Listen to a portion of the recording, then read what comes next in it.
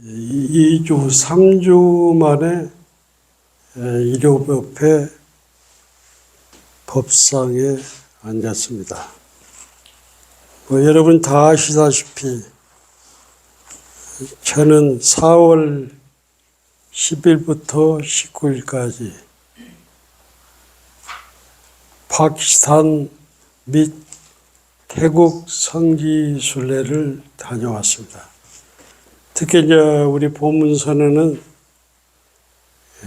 봄산철 정기주의라 쉽질 않았는데 또 가서도 공부하는 사부대중을 생각할 때 마음이 편치 않았습니다.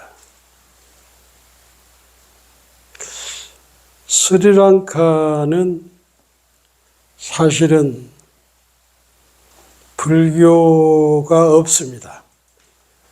교민들도 한 500명 정도 이렇게 사는데, 한때는 인도와 파키스탄, 그리고 스리랑카, 그 다음에 벵글라데시가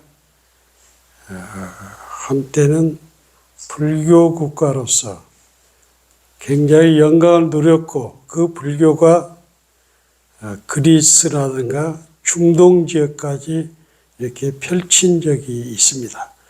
그렇지만 지금은 스리랑카를 제외한 그 벵글라데시, 인도, 파키스탄이 불교가 없어요. 그래서 이제 성지순례를 하는 동안에 마음이 편치 않았죠. 왜? 그냐면 한때 부처님의 가르침이 전 인도를 장악했고, 그 가르침이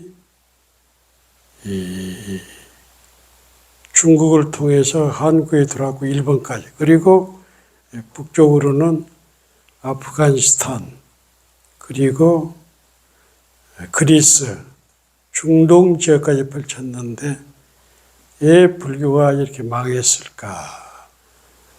일본의 학자는 이런 얘기를 했어요. 불교가 망한 것은 타살도 자살도 아니고 자연사다. 자연사다. 이렇게 얘기한 적이 있고, 막상 파키스탄을 가보니까 그 나라는 불교는 없지만은 불교의 유적지가 생각한 것보다 많았어요.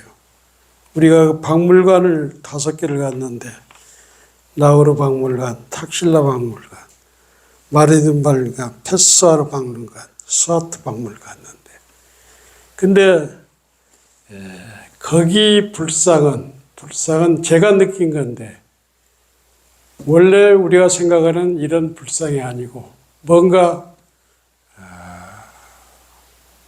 서양에, 쉽게 말해서 그리스의 어떤 불교가 들어가 있는 것 같아요. 그래서 이 파키스탄의 불교를 다른 말로 얘기해서 간다라 불교라고 하는데, 간다라 불교가 다른 말로 얘기하면 동서양 불교 문화의 만남이라고 할 수 있죠. 그러니까 불상이 있어도 서양의 불교가 들어가 있는 거라. 특히 나우루 박물관을 가보니까 여기서 10시간을 가야 이제 태국에서 5시간 태국까지 갔다가 거기서 쉴 때가 4시간 반 타고 나우루 박물관을 가. 영진 스님도 그런 얘기를 하더라고. 나우루 박물관 가가지고 부처님의 고행상을 좀 보고 싶은데 인연이 안 됐다고. 그래서 고행상은 우리나라에도 많이 사진이 있어. 그래서 직접 보고 이렇게 왔는데, 다른 유적지는 가보면은 정통 인도의 불교 그것보다는 서양의 쉽게 말해서 그리스라든가 중동 지역에 이런 불교가 섞여 있는 거예요. 그래서 이제 부처님께서 사실은 6세기에서 5세기 동안 활약을 했잖아. 그래가지고 부처님이 돌아가신 후에 200년 후에 아소카 대왕이 출연했잖아. 그 아소카 대왕에 의해서 그 아들에 의해서 스리랑카다든가 미얀마다든가 또 한국에 이렇게 중국을 통해서 이렇게 불교가 전했는데, 그리고 한때 불교가 정말로 전성기를 누려가지고 부처님이 활동한 시기는 부처님께서는 좌우로 500리, 쉽게 말해서 상하로 좌우로 1000리, 상하로 500리 정도 부처님의 4대 성지가 있잖아요. 그래가지고 아소카 대왕에 의해서 부처님이 가르침이 쭉 전해졌죠. 그리고 나서 부파불교를 통해서 대승불교가 출현했는데, 대승불교의 아버지가 용수보살이야, 용수보살. 이 용수보살이 출신이 어디냐면은 용수보살이 대승불교를 전파했다. 그러니까 용수보살은 BC 전후가 아니라 BC 1세기, 2세기 정도에 태어나서 용수보살을 다른 말로 해서 나가르존자라고 하잖아요. 이분이 이제 그 사상이 뭐냐면 아공, 법공, 공공을 발견했죠, 이분이. 그러면서 주로 이제 불교가 인도에서도 서북부 지방이죠, 서북부 지방.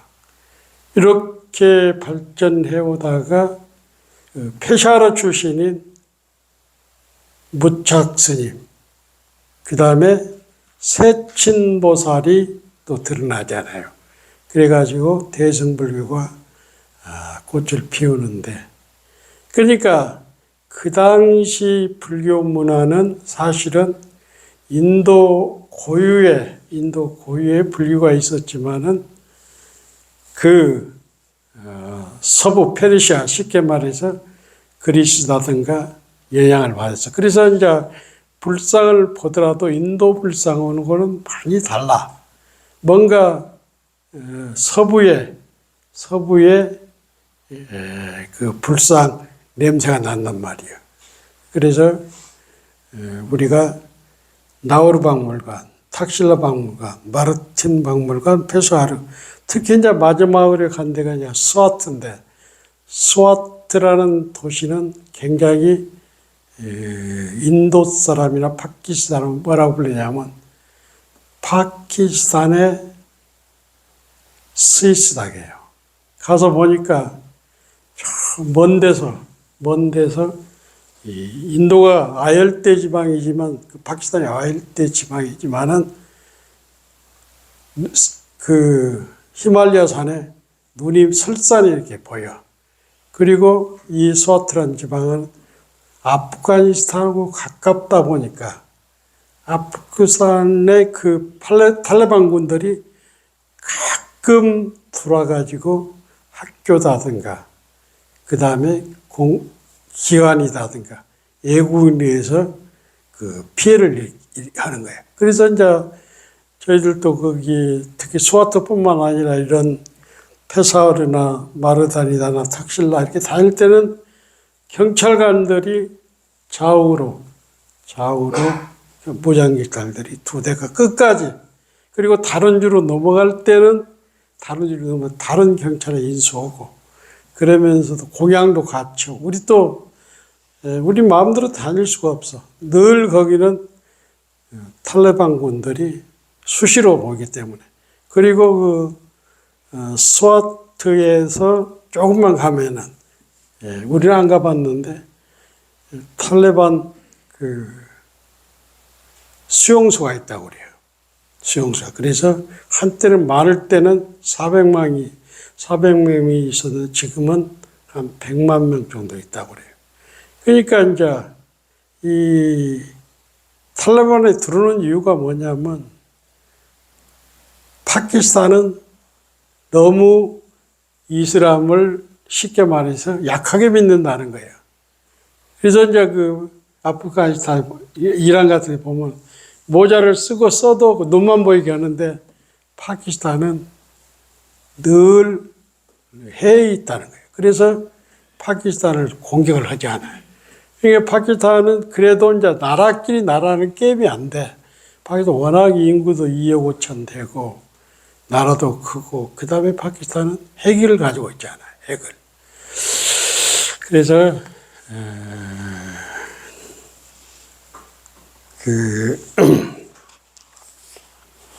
간다라 불교라는 게 쉽게 말해서 동서양의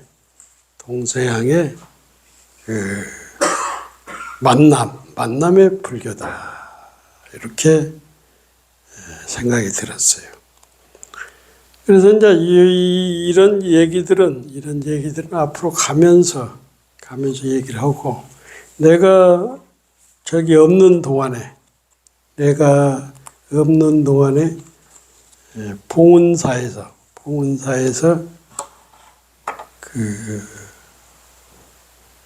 가나선 대법회가 있었단 말이에요. 그래서 저는 비록 파키스탄이나 태국에 있었지만은 요즘은 유튜브가 잘 되니까 첫날부터 해가지고 첫날에 해국 스님부터 쭉 봤는데, 특히 인상에 내 내리에 이렇게 깔려 있는 것은 무여 스님 법문이라.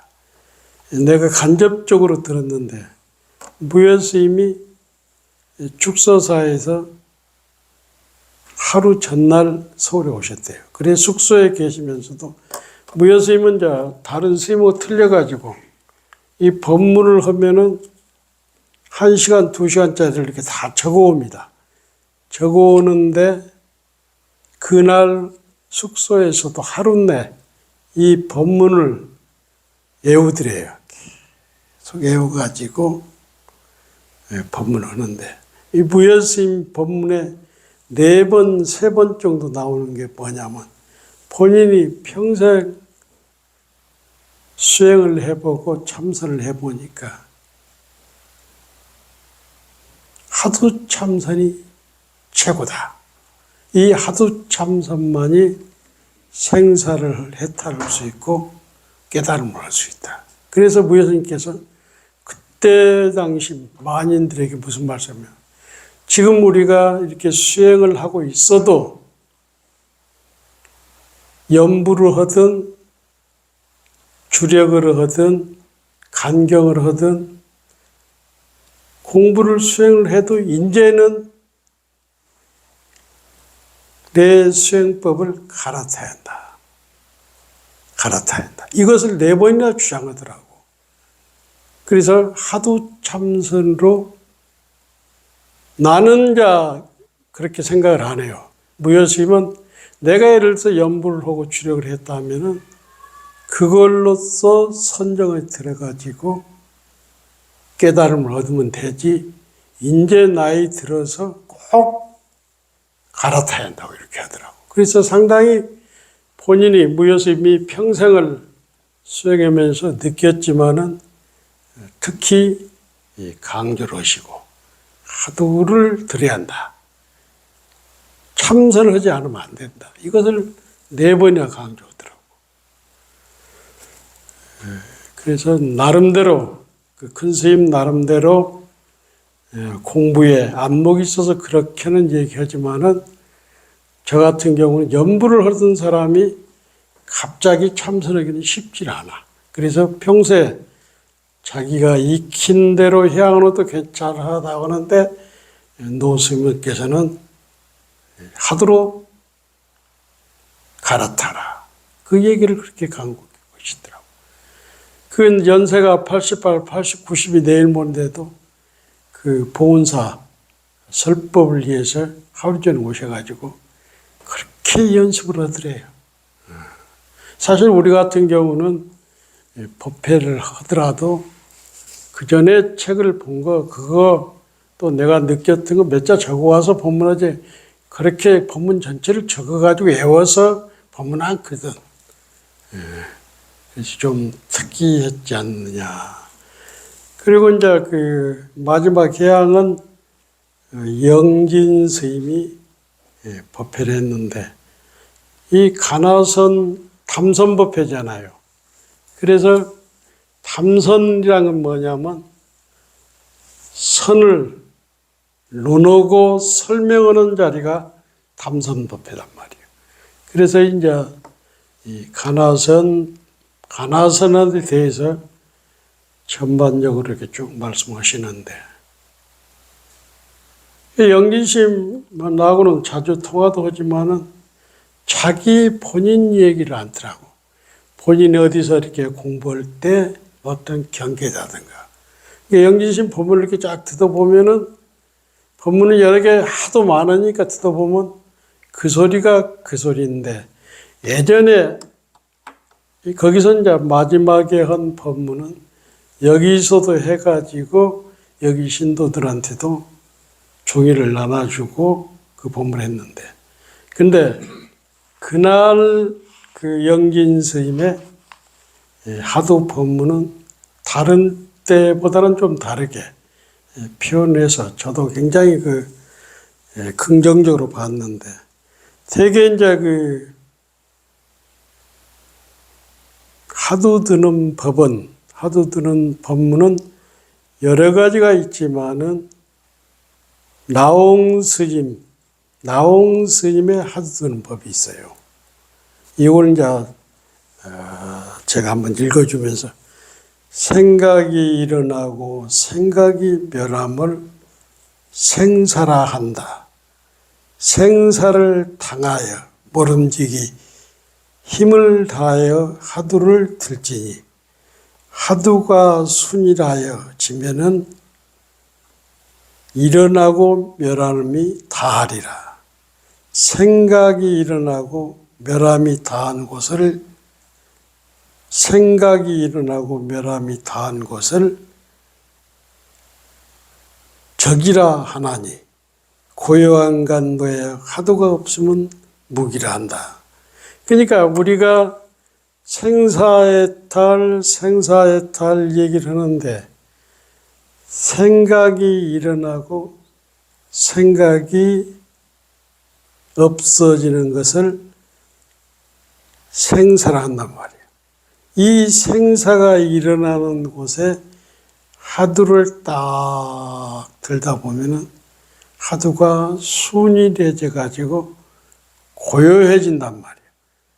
이것을 나홍 스님께서는 적이다겠다. 다른 말로 공적이다 간단 말이에요. 그러니까 요즘 시대에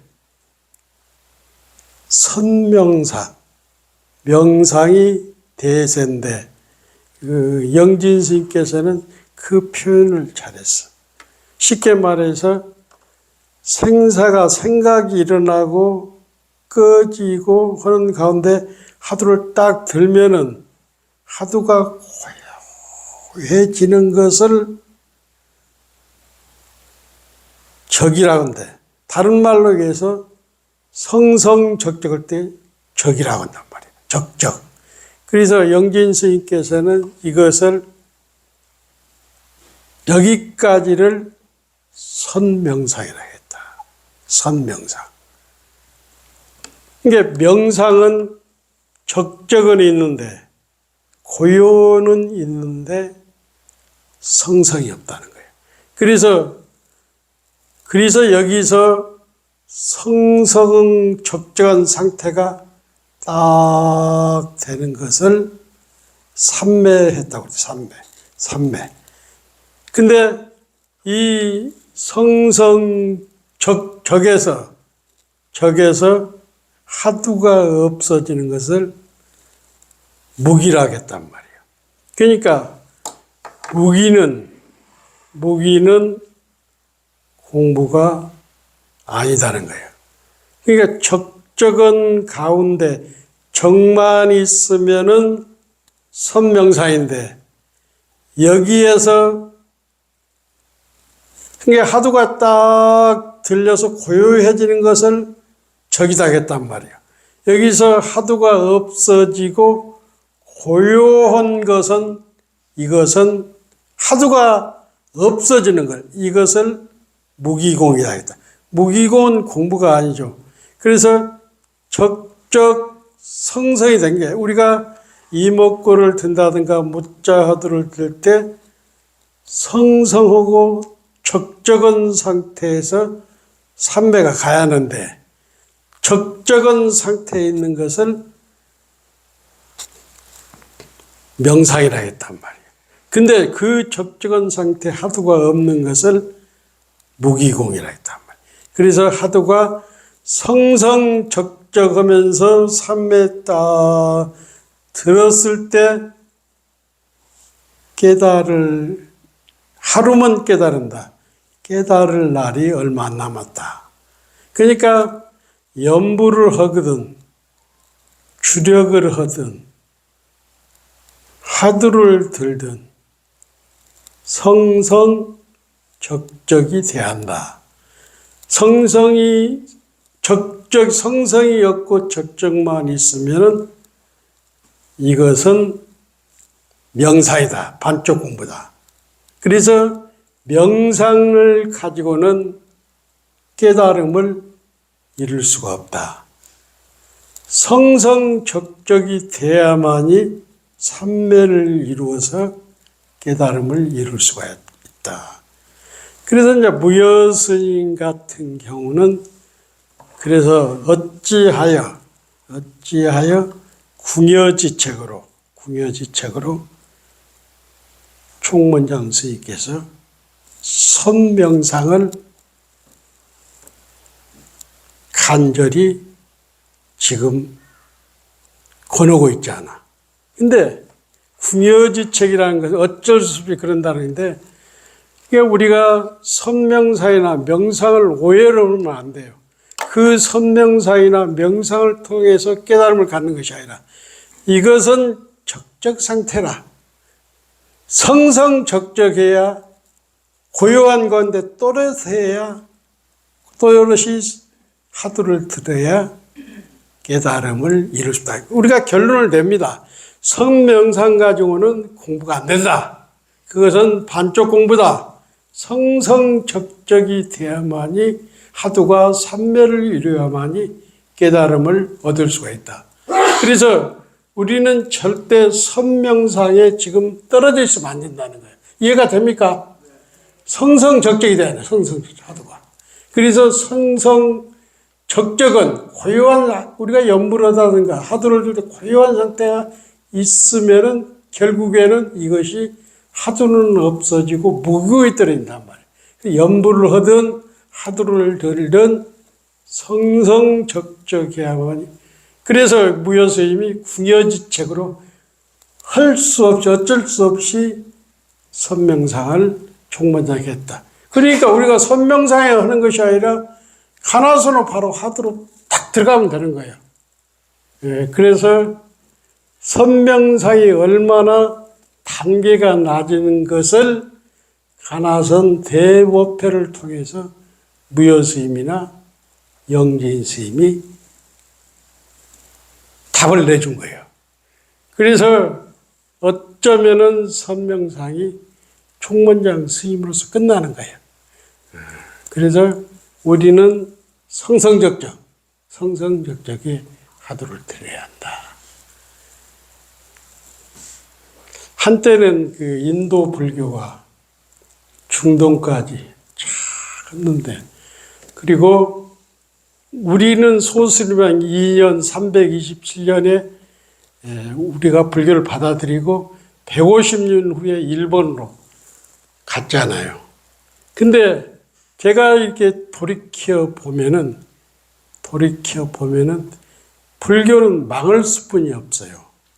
특히 인도 북부 쪽은 정치적으로, 경제적으로 안정이 안 돼 있어요. 그렇지만 인도 남부는 세계 최고 도시 캘카타가 있고 분베이가 있어서 그 당시도 정치적으로, 경제적으로 안정이 됐다는 거예요.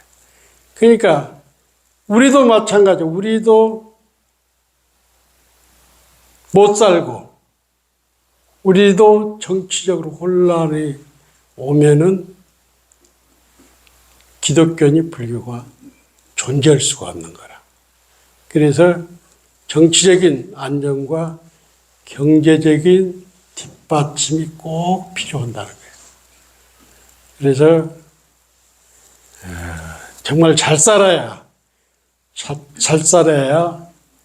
부처님 나라도 유지하는 것 같아요. 불교가 지금 한국에 별로 없는 것 같아도 강화문에 탑을 세울 때 삼부 요인이 다 오잖아요. 그리고 불교도 이럴 때 삼부 요인이 다 오고.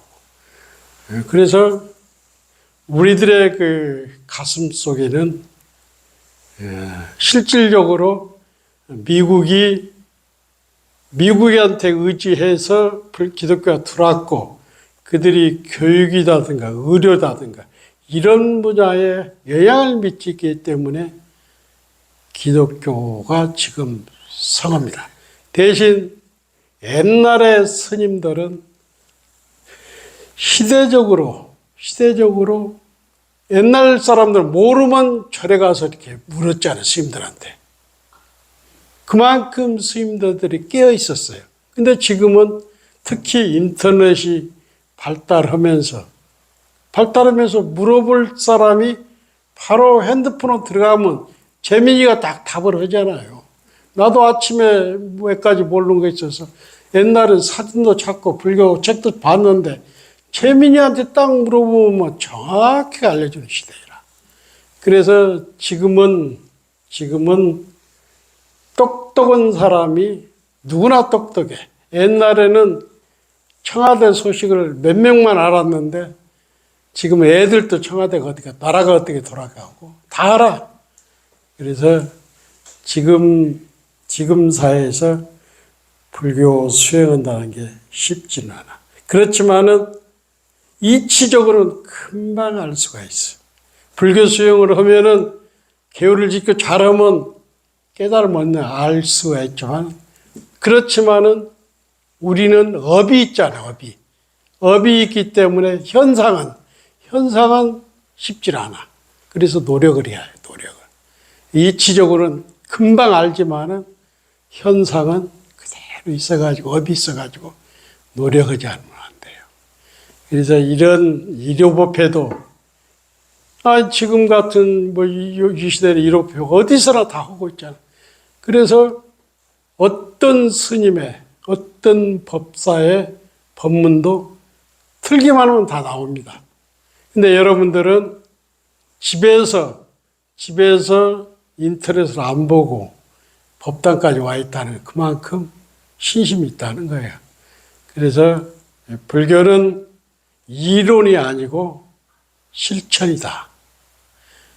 장학금도 그래요. 장학금도 가난한 사람 장학금도 주고는 쉽지만은 마음은 가는데 실제로 주려고 하면 연습이 안 된 사람은 안 돼. 주고는 싶은데 돈은 있어. 그래도 안 되는 것은 뭐냐면 습관이. 그래서 불교는 이론이 아니고 실천이기 때문에 매일 아침에 기도하고 염불 하고 절하고 참선해야 우리 업이 녹아. 그래야 쉽게 공부를 할 수가 있다. 인도 이제 파키스탄 갔다 왔지만 국민소득이 2,000불이야. 우리는 3,500불이야. 택시기사가 상류층인데 우리 돈으로 20만 원 받아요. 20만 원. 그러니까 우리가 15배 내지 20배 정도 돈을 잘 벌어요. 그리고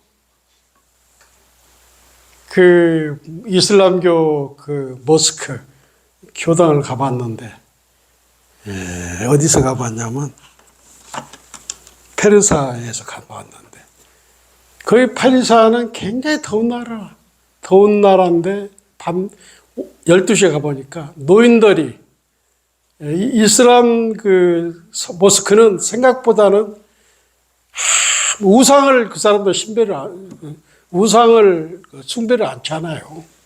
그래서 오 진리야, 알라 신에 대한 오 진리야 이거 하나라. 법당에 가면 아무것도 없어. 근데 그 사람들은 법당에 와서, 노인들이 와서 참배를 하고, 길거리에서도 그 사람들은 끼리끼리 모여서 하루에 5번씩 기도를 하고, 그 정도로 신앙심이 많아. 근데 자세히 들어보면은 내가 느끼는 게 뭐냐면, 여성들한테 기회가 없어. 서 산복도기로 올라가도 정말로 그 초막 같은, 그 소, 돼지가 사는 그런 움막 같은 애도 애들은 많아. 애들이 너무 잘생겼어. 그리고 그 사람들은 국어를 하지 않아. 그래서 이 이슬람교가 장점도 있더라고. 숭고하고 이런 것이 많아. 또 기도 시간이 많고. 근데 그 사람들은 국어를 안 해. 인도 우리 가봤잖아. 인도는 국어를 해. 귀찮게 국어를 하는데, 이슬람은. 그리고 한국 사람이 한 500명 있는데, 500명 사는데, 애국인이 없어, 애국인이. 돈 벌어 먹을 일이 거기는 없어. 농산물, 배, 사과, 밀, 보리, 농산물인데 풍족하기 때문에 이 사람들은 공장이 없어요. 아파트도 뭐, 이슬람 아바드, 가봐도 뭐 3, 4, 5층짜리. 그리고 이 나라가 좀 불행한 게 뭐냐면, 그 옆으로는 이란이 있고, 이란은 석유가 나잖아요. 그 다음에 이란 옆에 아프가니스탄이 있고, 중국이 있고, 또 인도하고도 국경을 사이로 경계를 하고. 이 사람들은 배는 고파도 핵폭탄이 있기 때문에 자긍심이 대단해. 자긍심이. 그 사람들이 생긴 게 아주 잘생겼어.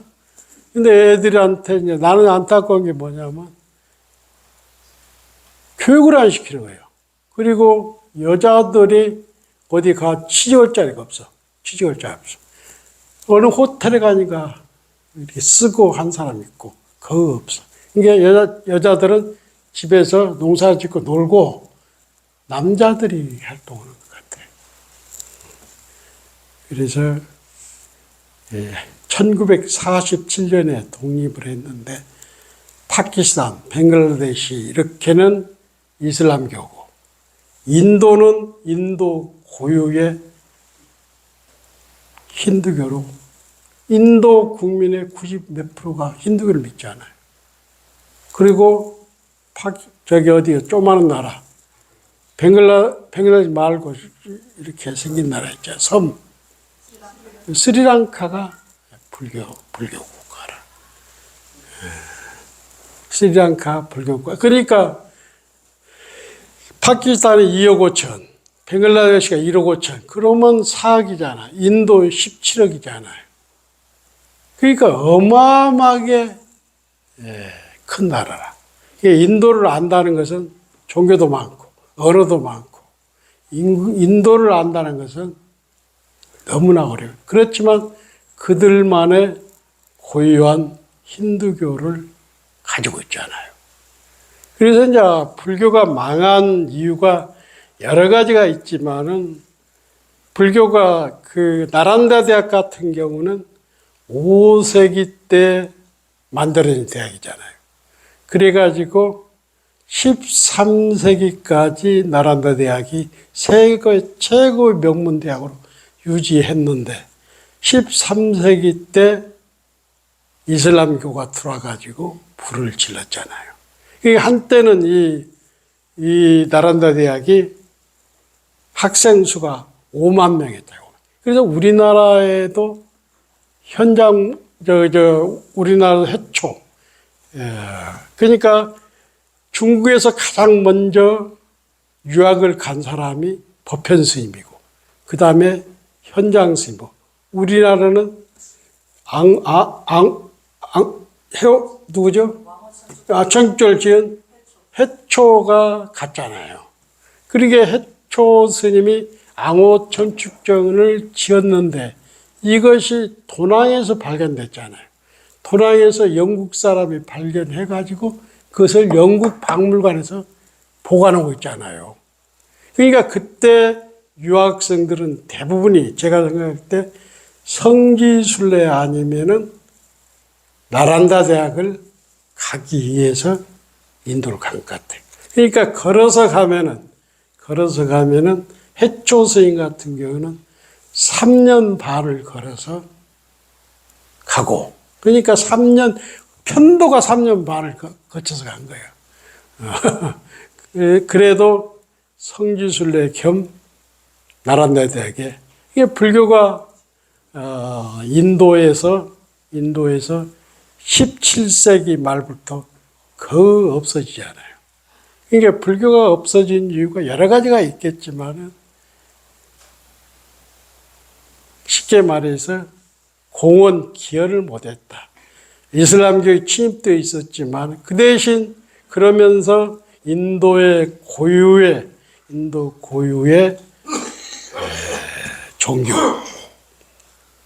종교하고 합을 못했다. 그러니까 아까 참 일본의 학자는 불교가 망한 것이 자연사다. 타살도 아니고 자살도 아닌 자연사다. 그러니까 우리도 그래요. 우리가 이 불교, 대한민국에서도 불교 신자 중에서, 불교 스님들 중에서 사회에 영향력을 끼치는 지도자가 나오고 이렇고 어떤 사회에 공헌을 못한다면은 한국에서 불교도 쫓겨는 날이 얼마 안 남았다는 거예요. 제가 봤을 땐 그래요. 불교를 믿음으로써, 부처님의 가르침을 믿음으로써 이 믿는 사람들이 국민과 사회에 이바지를 않으면 그 종교는 타살될 수뿐이 없어요. 그렇지만 이 불교가 스리랑카로 왔잖아요. 스리랑카로 와가지고 포칼라궁입니까? 예, 포칼라궁에 있던 달라이라마가, 나사에 있던 달라이라마가 인도로 달람살라로 갔잖아요. 가지고 지금 달라이라마는 내가 봤을 때 스타 중에 스타라. 쉽게 말해서 달라이라마 혼자 지금 세계적인 종교 지도자라. 그분이 미국에도 2군데 포에다 있고 대만에도 있고 일본도 있고 그렇잖아요. 그 달라이라마 혼자 이 나라를 미겨 살린단 말이에요. 그래서 마찬가지예요. 우리나라도 정말로 스타 스님이 딱 나오면은 대한민국을 흔들 수가 있고 세계를 흔들 수가 있는 거라. 이 스타 스님이 도인이라. 그래서 여러분이 불교 공부를 잘해서 깨달음을 얻어서 우리가 못 얻는다면 다음 생에 우리 후손들이 깨달음을 얻어서 사회적으로, 국가적으로, 세계적으로 사람들이 눈을 띄어주고 공헌할 수 있는 이런 선지식이 출현하지 않으면 불교는 깨질 수가 있고 없어질 수가 있어요. 이해가 가죠? 저는 참선을 오래 하다 보니까 중국 불교나 세계 불교, 특히 인도 불교는 잘 모르는데 이번에 정병주 교수의 동국대학교 인도 철학을 공부한 정병주 교수의 유튜브를 많이 봤습니다. 그러면서 우리가 공부하지 않으면, 사회에 영향력을 끼치지 않으면 불교는 망할 수가 있다. 마치겠습니다.